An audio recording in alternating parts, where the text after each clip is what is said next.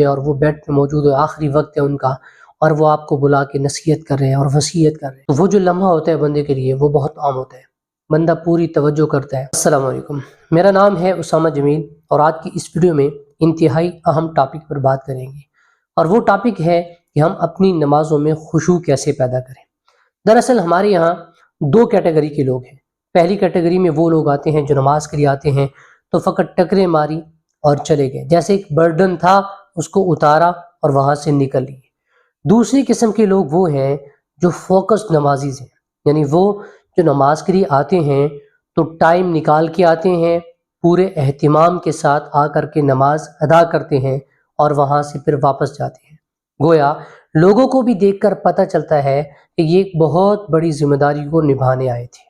ایک قسم وہ ہے جو فقط ٹکرے مارتی ہے، گویا ایک فرض ان کا ادا ہوتا ہے، باقی ان کو اس نماز سے حاصل کچھ نہیں ہوتا۔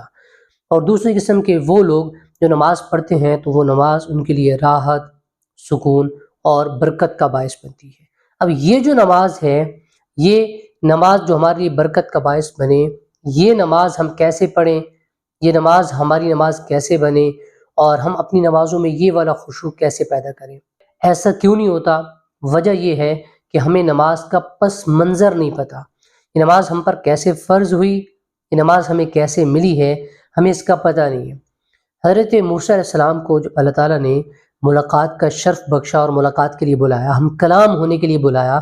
ایک بہت بڑا مومنٹ تھا حضرت موسیٰ علیہ السلام، بلکہ پوری انسانیت کے لیے، کہ اللہ کا ایک بندہ اپنے رب سے ملاقات کے لیے جا رہا ہے۔ اذ ناداہ ربہ بالوادی المقدس طویٰ، کہ جب ان کو ان کے رب نے بلایا ایک پاک وادی میں، تو اللہ تعالیٰ نے حضرت موسیٰ علیہ السلام کو سب سے پہلے فرمایا فخلعن علیک، اپنے جوتے اتار دیجیے اور اس مقدس وادی میں آ جائیے۔ حضرت موسیٰ علیہ السلام نے کہا کہ یا اللہ میں آپ کو دیکھنا چاہتا ہوں، آپ کا دیدار کرنا چاہتا ہوں، تو اللہ تعالیٰ نے فرمایا کہ آپ اس کو برداشت نہیں کر سکیں گے۔ تو اللہ تعالیٰ نے ہلکی سے ایک تجلی ایک پہاڑ پہ ڈالی تو وہ بالکل ریزہ ریزہ ہو گیا۔ یہ تھا اللہ تعالیٰ کی ملاقات، اور وہ رب کہ جس سے ملاقات کے لیے اس کا ایک بندہ، اس کا ایک نبی اس کے پاس پہنچا ہوا ہے۔ ہم جب بھی نماز پڑھتے ہیں تو گویا ہم اللہ تعالیٰ سے ہم کلام ہوتے ہیں۔ حضرت صحابہ کرام فرمایا کرتے تھے کہ جب ہم نے اللہ تعالیٰ سے بات کرنی ہوتی تھی تو ہم نماز پڑھتے تھے، اور جب ہم نے اللہ تعالیٰ کی بات سننی ہوتی تھی تو ہم قرآن مجید پڑھتے تھے۔ تو یہ جو اللہ تعالیٰ سے ہم کلام ہونے کا ایک سلسلہ ہے، یہ نماز کے ذریعے حاصل ہوتا ہے، کہ بندہ جب بھی اللہ تعالیٰ سے جو کچھ مانگنا چاہے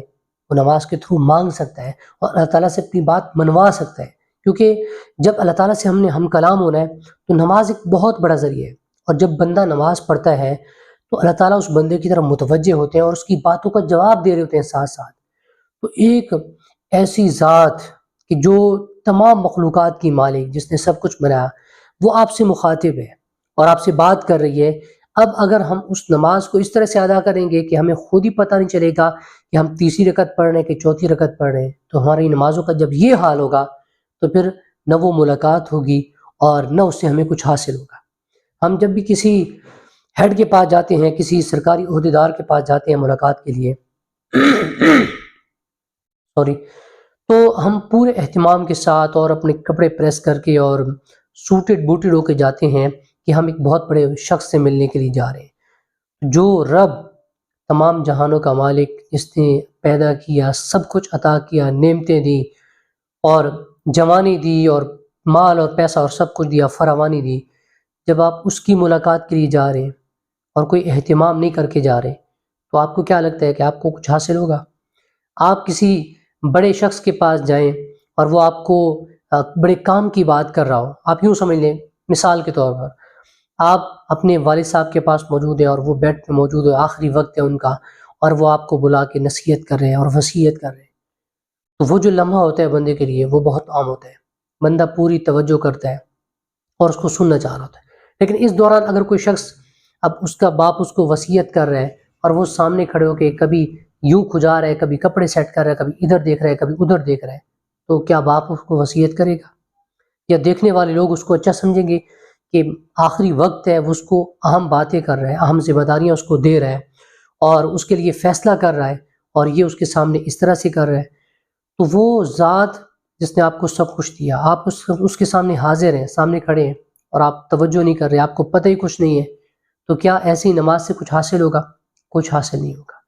تو اپنی نماز اس طرح سے بنائیں کہ آپ کو پتہ ہو کہ آپ کس کے دربار میں جا رہے ہیں۔ نماز کے بارے میں آتا ہے نا کہ نماز آپ اس طرح سے پڑھیں کہ گویا آپ اللہ کو دیکھ رہے ہیں،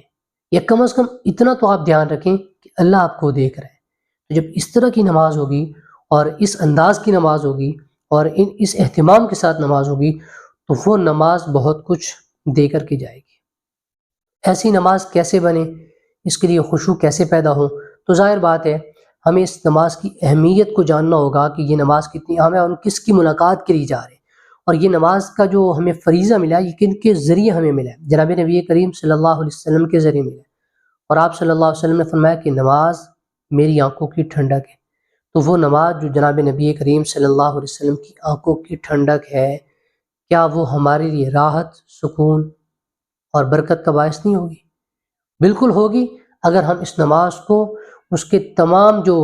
اہتمامات ہیں ان کا لحاظ رکھیں گے، اس نماز کے جتنے بھی فرائض ہیں، سنن ہیں، مستحبات ہیں، ان چیزوں کا لحاظ رکھ کے پڑھیں گے تو یہ نماز ہمارے لیے باعث رحمت بنے گی۔ لیکن اگر ہم ان کا اہتمام کریں گے تو اپنا بہت سارا خیال رکھیے۔ اللہ حافظ۔